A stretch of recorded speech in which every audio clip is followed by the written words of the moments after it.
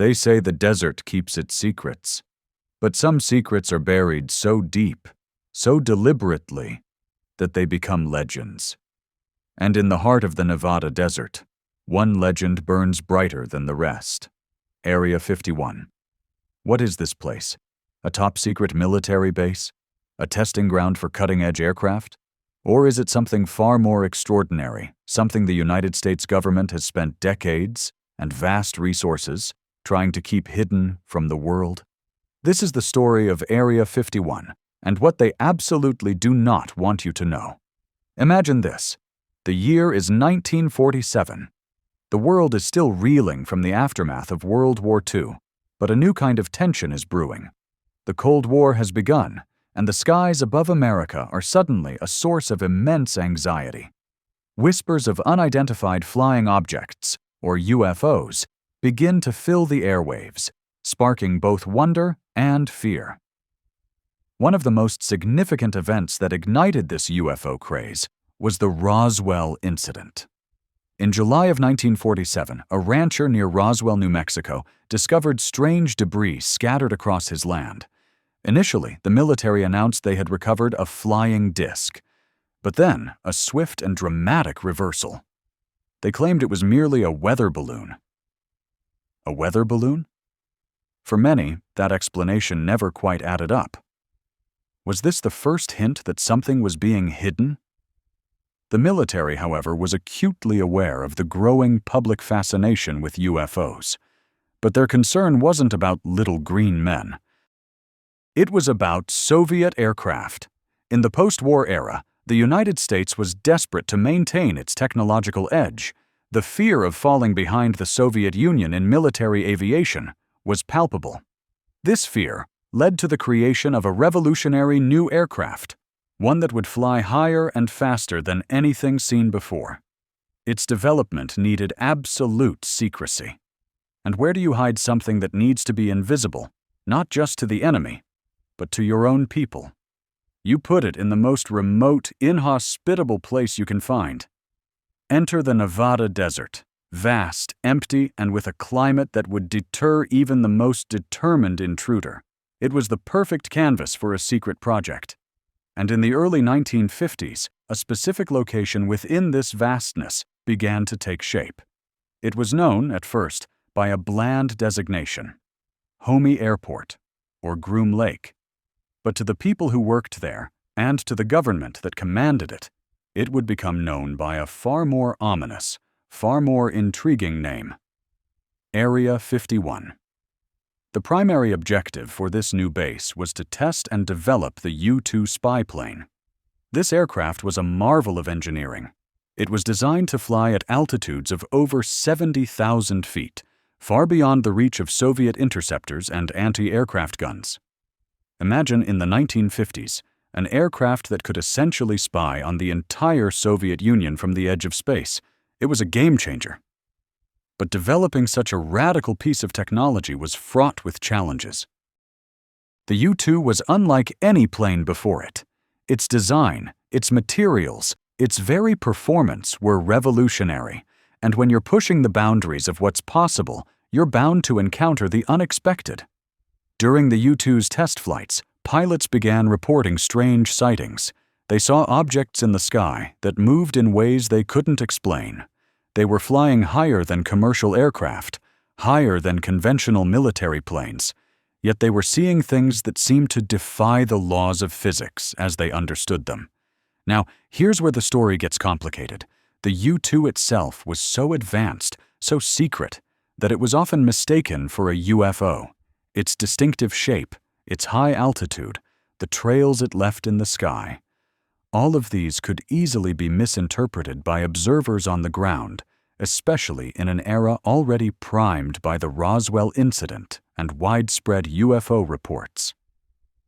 The government, already deeply concerned about Soviet aerial capabilities, saw these reports not as evidence of alien visitation, but as potential Soviet reconnaissance. Were the Soviets developing their own advanced aircraft and testing them near American airspace? This was the paranoia of the Cold War. So, a dual strategy emerged. On one hand, the government needed to develop and perfect its own secret aircraft, like the U-2. On the other hand, they needed to manage the public narrative around these sightings. If people were seeing strange things in the sky and the government couldn't explain them, it could lead to panic, or worse, reveal their own technological secrets. This is where the cover-up, or at least the careful management of information, truly began. The sightings attributed to the U-2 were often explained away by the government as misidentifications, or even dismissed entirely. But for those who saw these unexplainable phenomena, the truth felt much more profound. Area 51, or rather, the activities conducted there, became a crucible for this secrecy.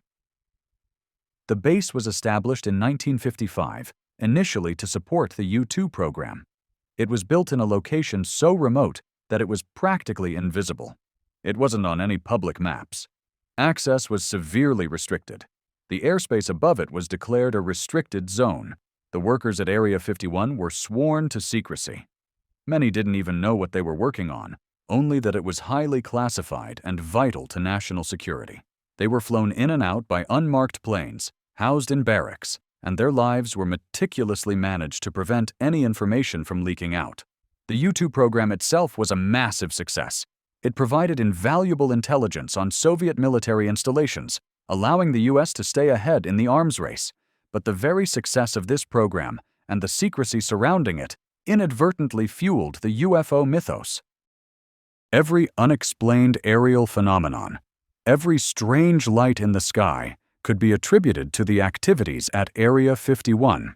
And as the U-2 program evolved, so did the projects at Area 51. The base became a testing ground for a whole generation of advanced reconnaissance aircraft. The SR-71 Blackbird, a successor to the U-2, capable of flying at Mach 3, was developed and tested there. The F-117 Nighthawk, the world's first stealth fighter, also saw crucial development and testing at this secretive location. These aircraft were so far ahead of their time, so unlike anything the public had ever seen, that their test flights often sparked widespread reports of UFOs.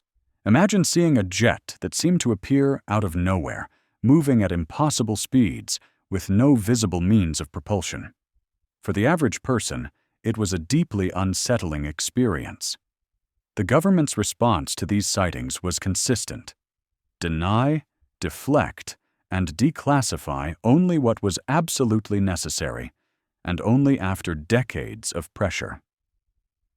They understood that the public's imagination, especially when combined with a genuine mystery, could create a narrative far more powerful than any official explanation. And so, Area 51 became a magnet for speculation. It was the perfect place for the government to hide its technological advancements, and in doing so, it inadvertently became a symbol of something far more mysterious on the fringes of public consciousness. The truth about the advanced aircraft was hidden, leaving a vacuum that the idea of alien spacecraft eagerly filled. The Cold War provided the perfect backdrop for this elaborate dance of secrecy and speculation. The constant threat of nuclear war, the intense espionage, the race for technological supremacy. All of these factors created an environment where extraordinary claims could be made, and where the government had a vested interest in controlling the narrative. But what were the real consequences of this secrecy? Did it only serve to advance American military technology, or did it have a more profound impact on our understanding of reality? As we delve deeper into the history of Area 51, we'll uncover the layers of deception, the unwitting participants, and the enduring questions that continue to haunt the desert skies. The story of Area 51 isn't just about secret planes. It's about the power of government secrecy, the limits of public trust, and the human fascination with the unknown. It's a narrative woven from threads of technological ambition, Cold War paranoia, and the persistent, undeniable allure of the unexplained. And what they really don't want you to know is how deeply intertwined these elements have become. The officially acknowledged purpose of Area 51 for decades was simply to test experimental aircraft. That was the story. A necessary secret to maintain an edge over adversaries. But the sheer scale of the secrecy, the lengths to which the government went to protect this remote patch of desert, fueled an insatiable curiosity. Why such extreme measures for mere aircraft? Think about the era. The 1950s and 60s were a time of rapid technological advancement, but also a time of deep societal anxieties. The threat of nuclear annihilation loomed large. And amidst this backdrop, the idea of extraterrestrial visitors, once relegated to science fiction, began to gain traction, especially after events like Roswell. The U-2 spy plane, the very first major project at Area 51, was revolutionary. It flew at altitudes previously thought impossible for aircraft. Its missions were conducted in extreme secrecy. When pilots encountered things they couldn't explain, or when civilian pilots and residents reported strange aerial phenomena, the government had a dilemma.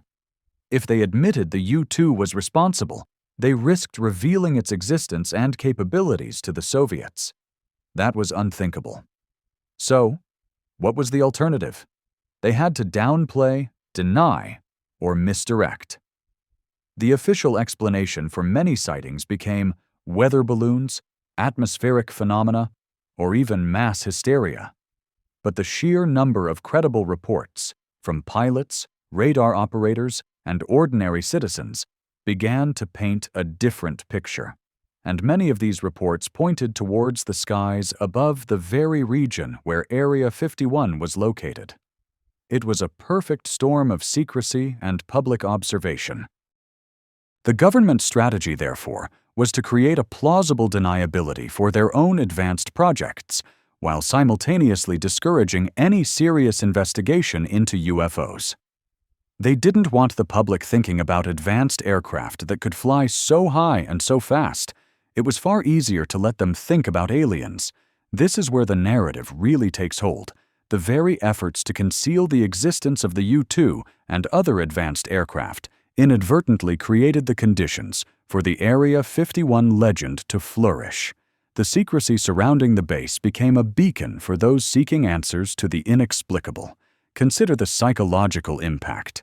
When a government goes to extraordinary lengths to hide something, the natural human reaction is to assume it must be something incredibly important or incredibly alarming. And if the official explanations feel insufficient, the imagination fills the void. The development of the U-2 was a monumental undertaking.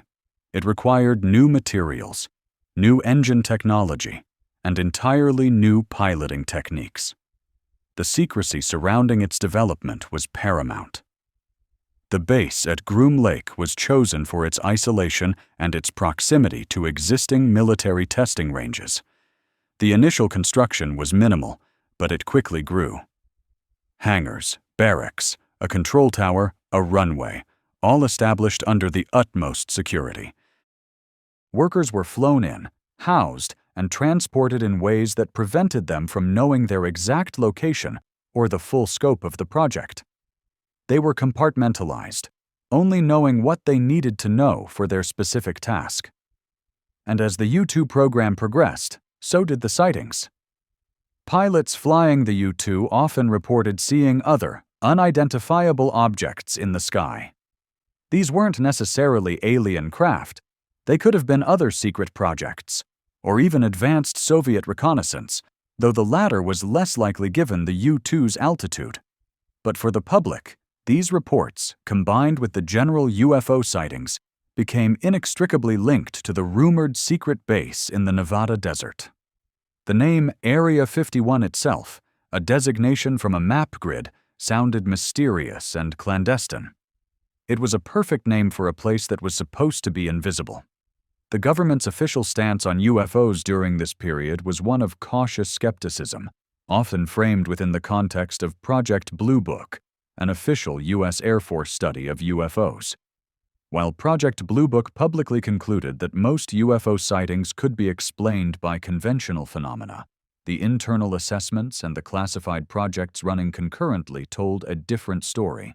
The disconnect between the public pronouncements and the reality of secret aerospace development created a fertile ground for conspiracy theories. The government was saying one thing, but the evidence, or at least the perceived evidence, suggested something else entirely. The U-2 was just the beginning. Area 51 would go on to be instrumental in the development of other groundbreaking aircraft. The SR-71 Blackbird, a reconnaissance plane capable of flying at speeds exceeding Mach 3, was a direct descendant of the U-2's technological lineage. Its test flights were often mistaken for UFOs, further fueling the public's imagination. And then came the stealth technology. The F-117 Nighthawk, the first operational stealth fighter, was a product of projects that likely involved Area 51. Its angular design and its ability to evade radar were revolutionary. When these aircraft were first tested, their appearance and performance were unlike anything seen before, leading to more UFO reports. The government's approach was to maintain the secrecy of these programs at all costs. The rationale was simple: national security. If the Soviets knew about these advanced aircraft, they could develop countermeasures, or even their own similar technology, negating the strategic advantage. So they created layers of obfuscation. The base itself was not officially acknowledged for decades. Its existence was a tightly guarded secret. The airspace above it was heavily restricted.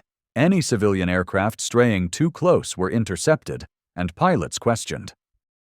This extreme level of secrecy, while perhaps justified from a military perspective, had the unintended consequence of creating a legend.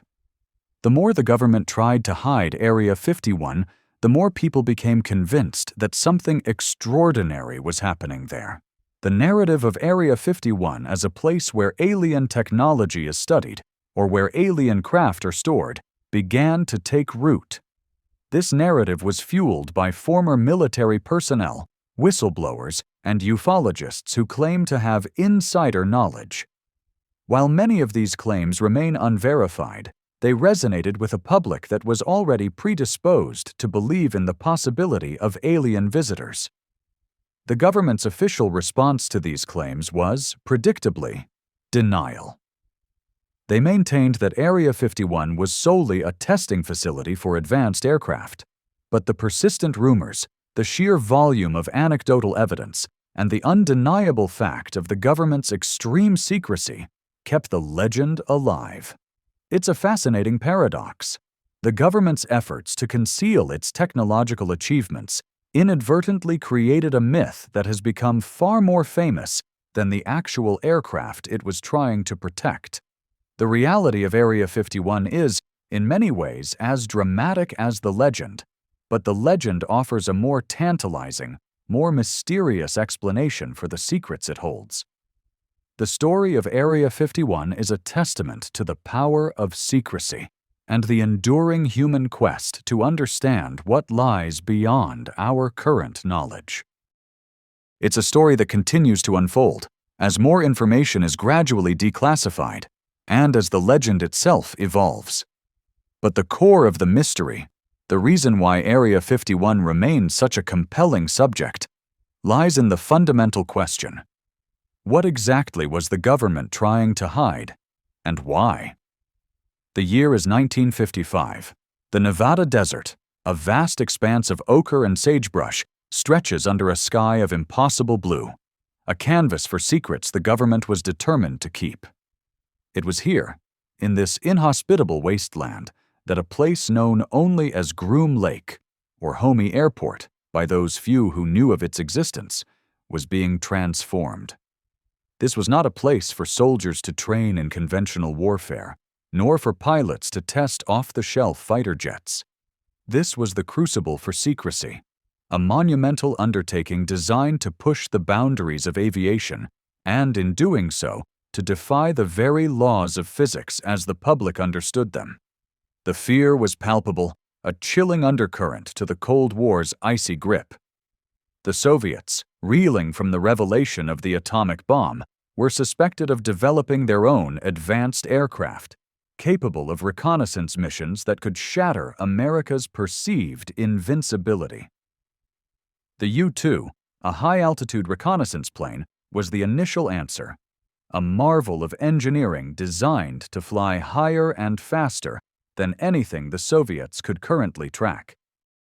But even its revolutionary capabilities demanded an environment utterly devoid of prying eyes. Thus, Groom Lake became the clandestine birthplace and testing ground for a new generation of aerial technology. Imagine the scene: a sprawling, heavily guarded facility carved out of the desert. The air thrummed with a low, persistent hum, the sound of powerful engines being pushed to their limits. Mechanics in unmarked overalls, engineers poring over blueprints, and pilots, hand-picked for their skill and discretion, moved with a purpose that spoke of national security. This was not a place of casual conversation. Every individual was compartmentalized, their knowledge limited to their specific task. The wider implications, the full scope of the project, were known to only a select few. The U-2 itself was a strange sight. Its impossibly long wingspan and slender fuselage gave it an ethereal quality, almost like a giant silver bird of prey. When it soared into the upper atmosphere, far above the range of conventional radar and the naked eye, it left behind a trail of wonder and confusion. For those on the ground, catching a glimpse of this otherworldly craft in the desolate sky, it was an experience that defied easy explanation. They saw a shape unlike any airplane they knew, moving with a grace and speed that seemed impossible. The government's strategy was a dual one: develop technology so advanced it was incomprehensible, and then manage the public narrative with an iron fist. When reports of strange aerial phenomena began to surface, particularly in the aftermath of the Roswell incident a few years prior, the military had a ready-made response: weather balloons, experimental aircraft, atmospheric illusions. The explanations were often plausible, delivered with the authority of official pronouncements designed to quell curiosity and maintain a veil of normalcy. But the desert, with its wide-open spaces and clear skies, offered little in the way of true concealment. Odd lights, silent craft, and formations that defied conventional aerodynamics were reported with increasing frequency. These weren't just isolated incidents. They were a persistent, undeniable allure that began to weave itself into the fabric of American folklore. The pilots flying these cutting-edge aircraft, pushing the limits of human endurance and technological possibility, were often the unwitting source of these sightings. Their missions, conducted in the dead of night or under the cloak of extreme altitude, were designed to be invisible, yet the sheer novelty of the machines they piloted could not always be contained. Consider the pilot of a U-2 on a reconnaissance mission over Soviet territory. The Earth below is a distant, abstract map. The sky above is a deep, velvety black, speckled with stars. The aircraft's engines, a symphony of controlled power, are the only sound. Then, a flicker. A distant light, moving with an unnatural agility. Is it a Soviet interceptor? A new, unknown threat? Or something else entirely? The pilot, bound by strict protocols, would log the sighting, categorize it, and move on. But the memory, the unsettling image of something that did not belong, would linger. Back on the ground, the reports trickled in. Ranchers in New Mexico, truckers on lonely desert highways, even military personnel stationed at remote outposts. They described objects that hovered silently, moved at impossible speeds, and emitted strange lights. The official explanation remained consistent: misidentification, atmospheric phenomena, or perhaps even Soviet disinformation campaigns designed to sow confusion. But for many, the explanations felt hollow, a flimsy curtain drawn over a much larger, more profound mystery. The establishment of Area 51, officially designated as Homey Airport, was more than just the creation of a testing facility. It was the physical embodiment of a strategy of extreme secrecy. The base was situated within a vast, restricted airspace, miles from any populated area. The perimeter was heavily guarded, patrolled by armed security forces whose sole purpose was to deter any unauthorized approach. Satellites, still a nascent technology, were meticulously managed to avoid capturing any revealing imagery of the base's activities. Information was compartmentalized to an almost absurd degree, ensuring that no single individual possessed the complete picture. This was a system designed for plausible deniability, a fortress of obfuscation built to protect a nation's technological edge. And what technology it was! The U-2 was just the beginning. The need for even faster, higher-flying reconnaissance aircraft led to the development of the SR-71 Blackbird, a sleek, delta-winged behemoth that could outrun any missile and photograph vast swaths of enemy territory from the edge of space. Imagine seeing the Blackbird for the first time, a metallic bird of prey with an otherworldly silhouette, roaring across the sky at speeds that blurred the very concept of motion. To the uninitiated, it would indeed look like something that had flown from another world. Then came the F-117 Nighthawk, a stealth fighter that seemed to absorb light, its angular, faceted surfaces designed to deflect radar signals. Its first public appearances, accidental or otherwise, would have been met with utter bewilderment. A plane that could seemingly vanish from radar, that looked like nothing from a science fiction novel, was bound to generate questions that went beyond simple aviation. The persistent UFO sightings were not a bug in the system. They were an unfortunate, yet manageable, byproduct of the system.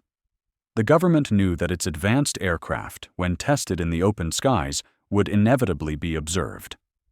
Their solution was not to stop testing, but to double down on the explanations. The narrative had to be controlled. The public mind steered away from the true nature of what was being developed. This dual strategy of groundbreaking technological advancement and masterful public deception laid the foundation for the enduring legend of Area 51. The story of Area 51 isn't just about secret planes. It's about the human desire to understand the unknown, the insatiable curiosity that drives us to seek answers in the face of official silence. When the government offers explanations that seem too convenient, too dismissive, the human mind naturally seeks alternative interpretations. And in the vast, empty expanse of the Nevada desert, under a sky that seemed to hold more than just stars, those interpretations began to take shape. The Roswell incident, though occurring before the formal establishment of Area 51 as we know it, cast a long shadow. The initial reports of a crashed flying disc were quickly replaced by the story of a weather balloon. This swift retraction, this apparent contradiction of early witness accounts, planted a seed of doubt. Was this the first hint that something was being hidden? Were the Soviets developing their own advanced aircraft? And was the weather balloon a cover for a crashed experimental Soviet craft? Or was it something else entirely? Something that transcended earthly technology? The men and women who worked at Area 51 were sworn to secrecy, their lives dedicated to projects that were decades ahead of their time. They were the custodians